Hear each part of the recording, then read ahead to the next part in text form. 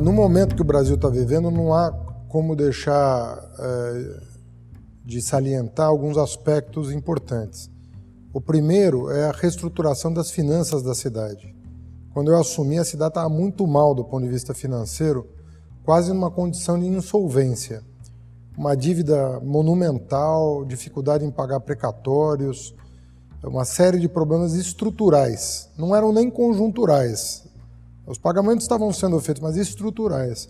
E nós conseguimos aprovar duas propostas no Congresso Nacional, uma lei complementar que permitiu a reestruturação da dívida da cidade, que caiu 65% depois da aprovação da lei. A nossa dívida terminaria o ano de 2016 em 81 bilhões e ela não vai chegar a 30. Né? E a segunda, a regularidade do pagamento dos precatórios, que também era uma coisa que está totalmente desorganizada. Então hoje São Paulo está no seu melhor momento, pelo menos desde o Plano Real. Quer dizer, em mais de 20 anos nós não tínhamos uma condição financeira como a que temos. E isso dialoga com o cenário nacional, porque estados e municípios e a própria União estão numa situação de penúria financeira. E São Paulo se destaca nesse particular. A outra questão é o combate à corrupção. A gente está vendo aí todos os escândalos, operações e contratos sendo questionados, e São Paulo, pela criação da sua controladoria geral, com altíssimo grau de autonomia e profissionalização dos agentes envolvidos no combate à corrupção, não só conseguiu inibir a prática, como recuperou mais de 300 milhões de reais em dinheiro e bloqueou mais de 300 milhões de reais em bens de servidores corruptos e já demitidos a bem do serviço público. Então isso é um segundo elemento importante. O terceiro é a mudança de paradigma na construção da cidade, tanto do ponto de vista dos investimentos privados, agora regidos pelo plano diretor, lei de zoneamento e legislação urbanística complementar, quanto pelos investimentos públicos, os entregues e os que estão em processo. Então você tem um conjunto de obras de drenagem, mobilidade, saúde, educação, habitação na esfera pública já organizados até 2030 e os investimentos privados com um novo marco regulatório que vai permitir um equilíbrio maior no funcionamento da cidade. Eu diria que esses 3 pontos resumem aquilo pelo que eu espero ser lembrado no futuro.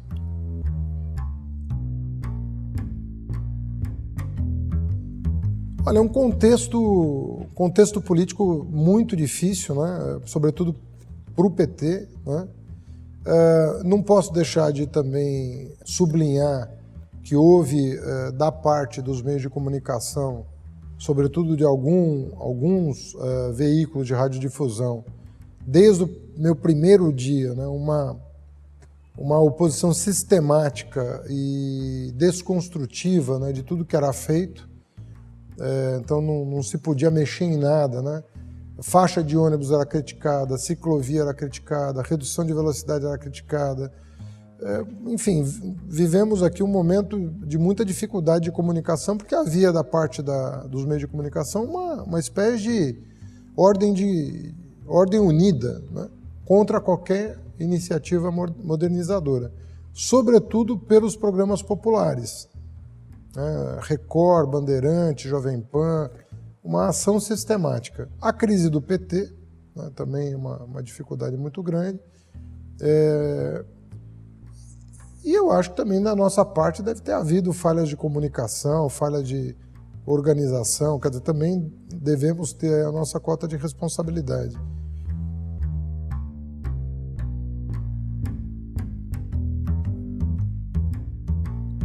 Olha, se bateu muito na tecla de que não se investia na periferia. E é muito difícil você lutar contra um mantra que se estabeleceu e que efetivamente chegou à periferia dessa maneira. Né? Mas eu me pergunto, onde estão sendo construídos os hospitais, os CELs, onde foram entregues as creches, a quem as faixas de ônibus beneficiou, a quem o passe livre do estudante beneficiou, a quem o bilhete único mensal beneficiou. Eu não consigo compreender a crítica, mas se você perguntar em Parelheiros, onde está sendo feito o maior investimento na área da saúde, que é um hospital de 200 milhões de reais, o morador de Parelheiros vai te dizer que a gestão Haddad não fez nada por ele. Então tem um problema aí de encaixe mesmo de discurso, né? E isso vale para outros bairros da cidade. A Brasilândia está inteira iluminada em LED. Foi feito um dos principais corredores de ônibus, que é o corredor Inajar, que traz o morador da Brasilândia em questão de minutos para o centro de São Paulo. E, não obstante, isso não é reconhecido, né? Então, é de se estudar o caso, né? Por que houve esse bloqueio, né? Agora, tem um elemento que também precisa ser considerado. Nós estávamos em 4 disputando o voto da periferia. Marta, Erundina, eu e Russomano, tentando definir quem iria com o Dória para o segundo turno. E acabou não tendo segundo turno. Então, isso acabou prejudicando muito o debate na cidade. Acho que a falta de segundo turno prejudicou demais o que poderia vir a ser uma apropriação maior por parte da periferia do que efetivamente ela conquistou.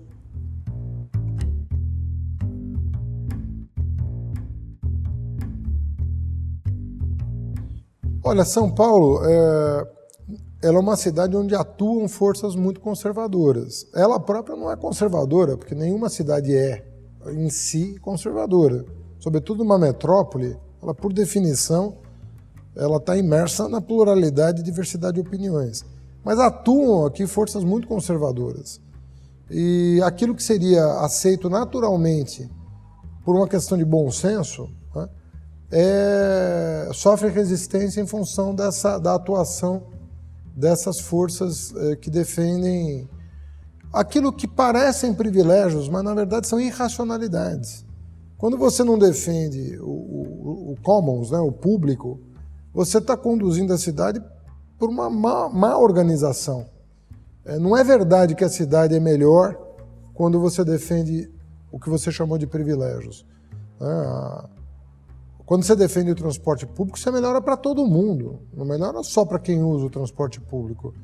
Então é uma falsa questão que vai ser resolvida no curso dos acontecimentos, né? Senão nós teríamos que supor que as cidades do núcleo duro do capitalismo são socialistas. E na verdade não é isso que acontece.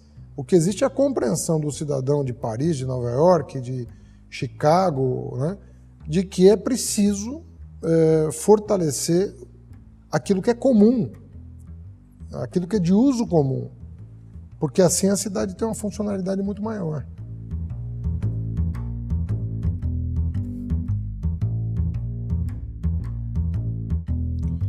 Olha, existe um romantismo em relação às ruas, como se as ruas é um espaço de disputa, não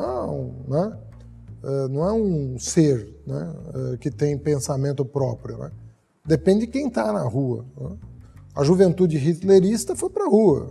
Então, a gente tem que sopesar isso um pouco para entender os fenômenos. O que aconteceu no Brasil, que era muito comum na América Latina e no Brasil, até pela liderança do Lula e pelo sucesso dele, acabou sendo adiado, né? É que a direita também foi para a rua, né? E isso aconteceu na Argentina, na Venezuela, no Chile, e não aconteceu no Brasil até 2013. Chegou o momento que a direita foi para a rua. E aí virou um campo de disputa, como é em qualquer lugar do mundo. E nós estávamos habituados a pensar a rua de maneira romantizada. A rua é um espaço onde se disputa, democraticamente ou não, né, pontos de vista, visões de mundo, concepções de cidade, concepções de país. Às vezes, a esquerda se habituou a pensar a rua como se fosse um colega de trabalho, assim, né? Não é isso, né? Rua é rua, né? É o espaço público onde as pessoas se expressam. E se expressam a partir da sua visão, né? de futuro, da sua visão de mundo.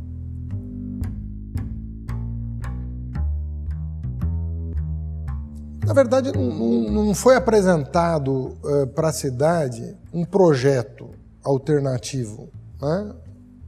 Se você for pensar o que foi proposto, aumentar a velocidade da marginal, fazer um mutirão na saúde de exames em 90 dias, tenho dificuldade até de lembrar, né? Propostas estruturais para a cidade não foi feita nenhuma. Então hoje nós temos aí um plano diretor aprovado até 2030, um conjunto de obras licitadas, licenciadas, conveniadas com a União no âmbito do PAC. Agora, tem alguns ajustes que vão ser feitos, então 2 vias vão passar a ter outra velocidade. É importante 2 vias? Não seria do ponto de vista quantitativo. Talvez o número de pessoas que vão morrer a mais não seja um número significativo, talvez nem aumente. Mas do ponto de vista simbólico tem um preço, né? São Paulo vai ser a primeira cidade do mundo a reverter uma tendência mundial.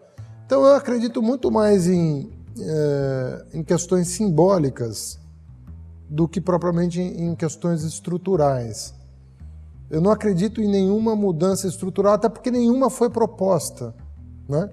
Vai deixar de fiscalizar o trânsito, né? Outra coisa, a indústria da multa. A arrecadação do ano que vem vai ser menor do que a desse ano, a arrecadação de multas. Vamos verificar se vai. Eu não acredito que vá, né? A velocidade das marginais, bom, é só essa velocidade que vai ser alterada? Então, eu acho que nós estamos falando, assim, com perdão da palavra, não quero nem ofender, mas assim, a gente está discutindo perfumaria, né? Então, eu acho que vai ser muito mais simbólico levar a virada confinar a virada cultural em Interlagos. Qual o impacto disso sobre a cidade? É simbólico. Não vai mudar toda a política cultural por causa disso, né? Mas simbolicamente é um gesto por trás do qual tem uma visão de cidade. O aumento da velocidade das marginais vai morrer muito mais gente? Talvez não morra, mas é um gesto simbólico que dialoga com uma visão de cidade. Então, eu acredito muito mais em questões pontuais, simbólicas, do que propriamente em mudanças estruturais. Não vi nenhuma reforma estrutural ser proposta.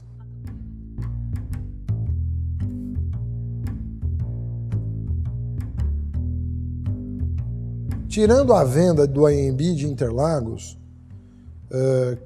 no caso de Interlagos, acho que é um crime ambiental e urbanístico. Você não vende 1 milhão de metros quadrados na área de mananciais. Isso é um contrassenso. Pode conceder, fazer parceria com a iniciativa privada, isso tudo é bastante razoável. Inclusive porque o AMB e o Pacaembu, o processo de concessão já está em curso.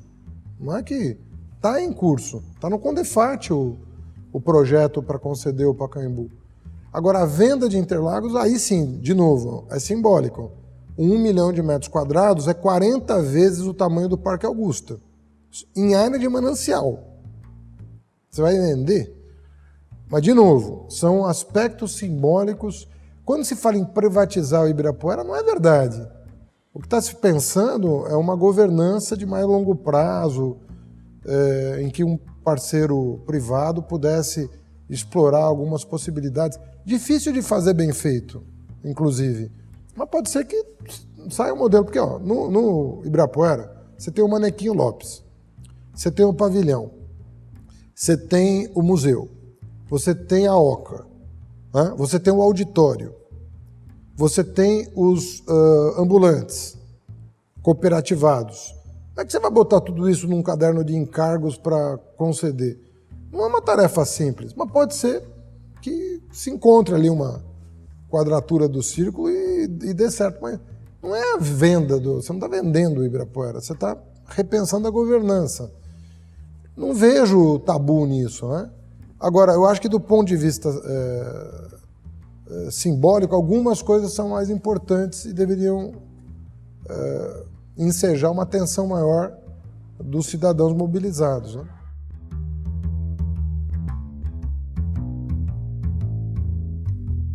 Não, político todos nós somos, né? Até os que se abstêm, né, estão tomando uma atitude, né? Então, essa é uma falsa questão, né? O problema é você fazer da tua vida ou não, da política, o teu meio de vida. Porque na tradição weberiana existe essa distinção, né? Quando você faz da política o teu meio de vida, você é um político, no sentido vulgar do termo. Nesse sentido, eu não sou. Eu nunca fiz da política meu meio de vida. Agora, eu sou um ser político porque eu vivo na cidade, vivo no país, intervenho com as minhas opiniões, com as minhas ações, como ministro, como prefeito, como cidadão, como professor. Vou sempre intervir na política, né? Mas não faço da política meu meio de vida.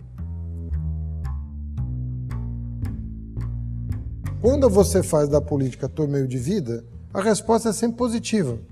Porque você vive disso, vive de eleição. Ganhando ou não, você vive de eleição. Não é meu caso. Para mim, qualquer candidatura tem que ser fruto de um desejo que não seja meu. De um desejo que seja de um projeto que eu possa vir a representar. Percebe? Então, esse tipo de pergunta feito por uma pessoa que não vive da política não faz muito sentido. Porque não sou eu que tenho que tomar essa decisão do meu ponto de vista, mas o campo a que eu pertenço. E isso a história vai dizer. Então não estão nos meus planos me candidatar. Vou ver o que vai acontecer com o Brasil, com a esquerda, com a centro-esquerda. E depende, né? É um ato de paixão, né? Você, para mim, né? Não é um ato burocrático, né?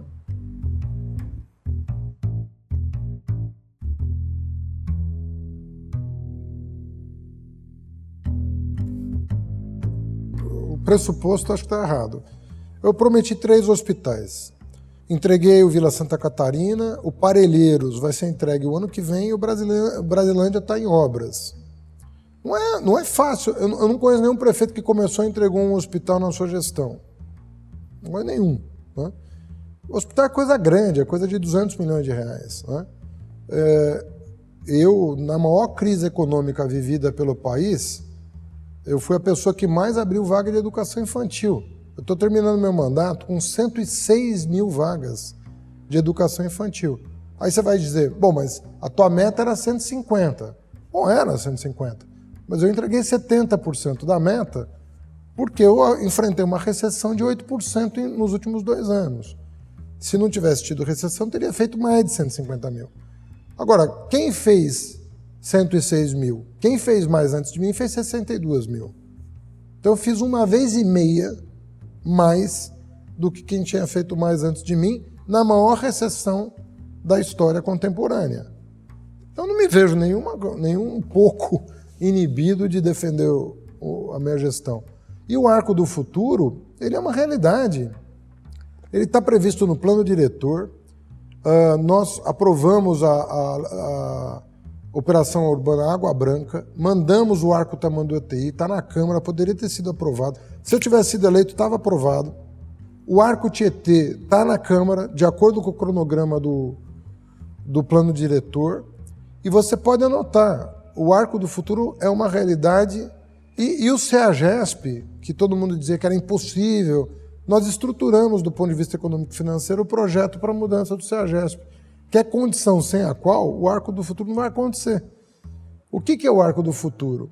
São os piscinões da CUPC, são as pontes Laguna e Itapaiuna, é a Chucre-Zaidan, é a duplicação da Belmira Marim e da Estrada do Alvarenga, é a Ponte Baixa, com a Avenida Luiz Gusquem. O Arco do Futuro é as obras de drenagem na Sumaré Água Preta, que estão prontas. O Arco do Futuro não é uma... O que as pessoas imaginavam que era? O Arco do Futuro são essas obras e a organização ao longo da orla, vamos dizer, das margens dos 2 principais rios. Isso está feito. Não tem volta.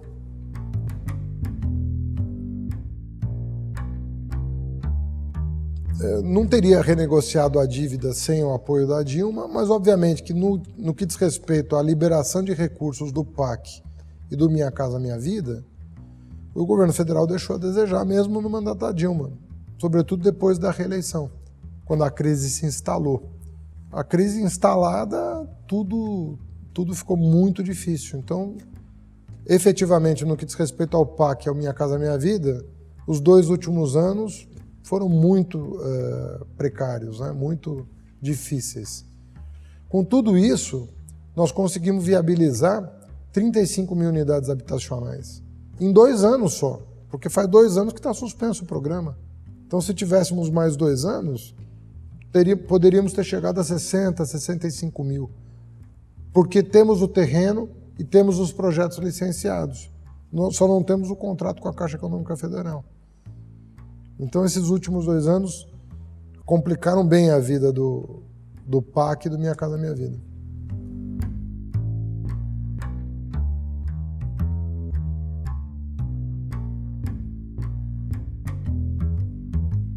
Você vê que no mês da eleição, nós tivemos o impeachment da Dilma, definitivo, tivemos a prisão de 2 ministros e tivemos a recepção da denúncia contra o presidente Lula. Tudo isso entre final de agosto e setembro. Não tem como não afetar o resultado eleitoral, sabe? Não existe hipótese. As pessoas... Então não tem como. Agora, o governo novo já está dizendo que veio. E as pessoas têm a melhor lembrança possível do governo Lula. Você conversar com qualquer pessoa, qualquer trabalhador, ele tem a lembrança viva do que foi o governo Lula. Então, com o passar do tempo, eu penso que essa lembrança vai ficar cada vez mais forte. E o desejo de viver aqueles tempos, e não os atuais.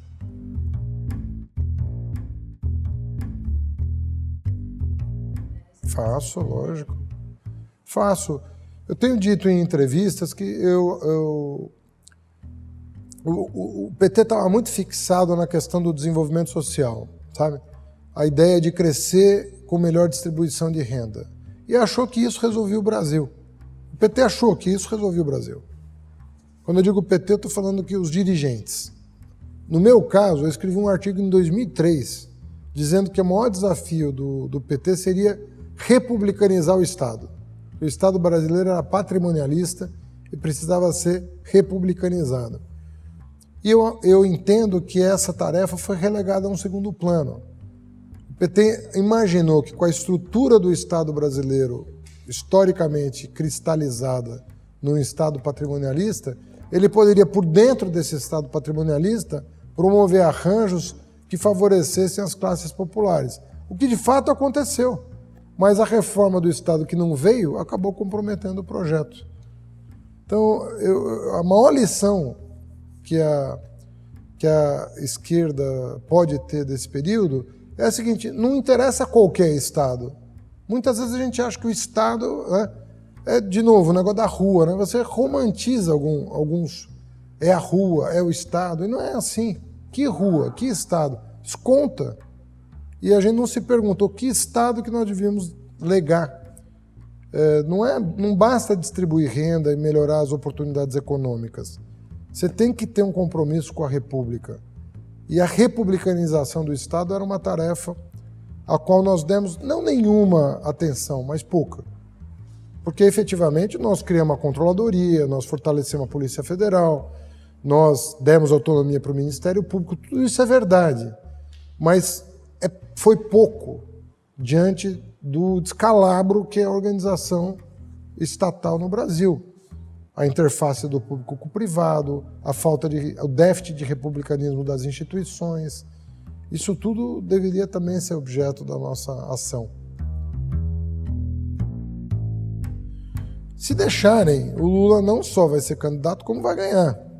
Isso eu não tenho a menor dúvida.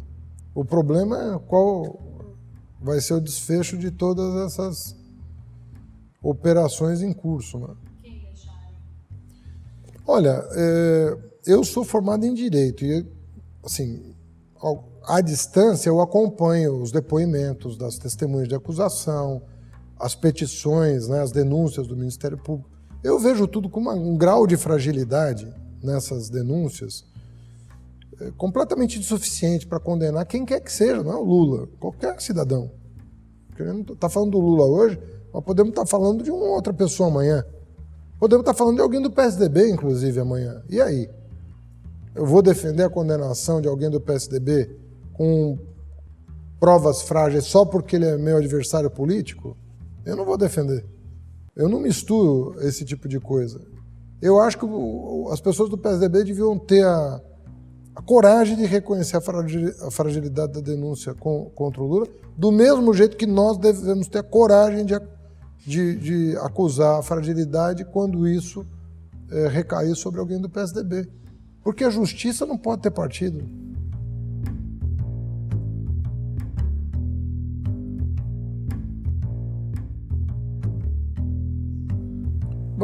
Vamos aguardar os desdobramentos, né? Agora, tem um caminhão de denúncias agora contra o PMDB e o PSDB. Todos os dirigentes do PSDB estão denunciados, estão delatados. Denunciados não, delatados. E aí? O que vai acontecer? É o mesmo peso e a mesma medida para todo mundo? Eu estou na expectativa de que seja assim, né? O Brasil pode mudar muito se a justiça vendar os olhos e julgar sem olhar para o réu, né? Só com base no que está no processo. A imparcialidade é fundamental. Tem que vendar os olhos para julgar, né? Não pode olhar quem está julgando, senão você não vai ser justo, né?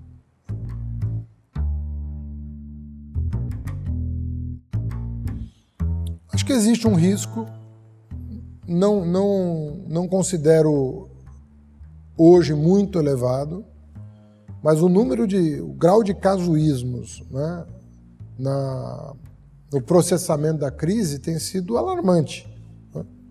Muito alarmante. Aí tem jornal de grande circulação publicando artigo de general, dizendo que as Forças Armadas não vão... As Forças Armadas o quê? As Forças Armadas têm o seu papel constitucional e ponto. Nem poderia estar se manifestando da maneira como aconteceu. Então há riscos. Mas nesse momento eu não considero elevados para a democracia. Para os direitos, sim, né? Aí sim. Você está falando de... Tem níveis de direito, né? Tem direitos políticos, civis, sociais. Os sociais estão em risco, claramente. E isso faz parte da democracia, né? Quando você congela o gasto público por 20 anos, você está comprometendo a possibilidade de expandir serviços públicos, né, por 20 anos. Imaginar que você vai fazer a expansão dos serviços públicos só pelo aumento da produtividade do setor público é não conhecer o Estado, né? Isso não vai acontecer. Você pode melhorar a máquina pública, mas você não vai conseguir enfrentar o desafio de expandir e universalizar serviços básicos, saúde, educação, assistência, mobilidade urbana, né? Moradia.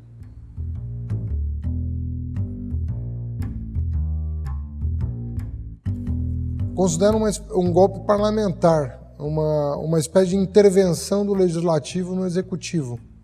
Porque quando as pessoas adjetivam e qualificam a palavra golpe, não é porque elas estão querendo recusar a palavra, é porque elas estão querendo fazer as pessoas entenderem melhor.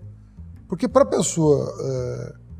uma pessoa que se informa como pode, no pouco tempo que tem durante o dia, você precisa ser pedagógico, né, didático na explicação. Quando você fala em golpe, as pessoas pensam em golpe militar, em supressão de direitos políticos, em não votar. As pessoas não entendem da mesma maneira que quem tem mais tempo, às vezes, de se informar. Então você precisa qualificar.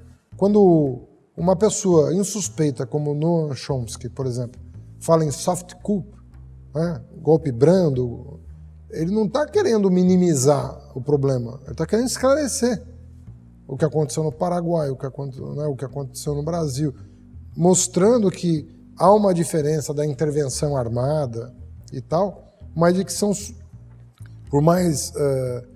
sutilezas importantes de fazer notar. Então, o impeachment sem crime de responsabilidade é um golpe, porque não está previsto na Constituição.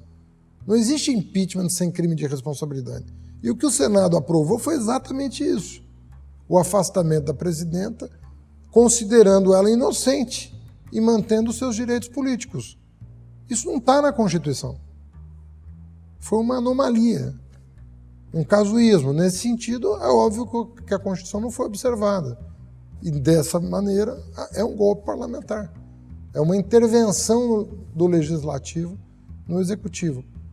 O professor tem essa mania, né, de querer explicar as coisas. Né? Eu não tenho vergonha de querer explicar as coisas. Não, o que eu me referi de golpe contra a democracia é de, por exemplo, suprimir as eleições de 2018. Né? Eu estou com isso na cabeça, porque tem gente já falando disso. Podemos não chegar às eleições de 18. Existe o risco, eu estou dizendo, existir existe, porque tem gente defendendo, mas eu não considero esse risco elevado hoje. Vamos ver o desdobramento da crise, mas não considero elevado hoje. Não haver eleições em 2018. Acho que não está na ordem de considerações. Né? Hoje, embora existam manifestações preocupantes nesse sentido, mas não são hegemônicas. Né? Acho que nem tem o apoio da imprensa que defendeu o impeachment. Né? E que seria condição importante para supressão das eleições, por exemplo. Nesse sentido é que eu me referi.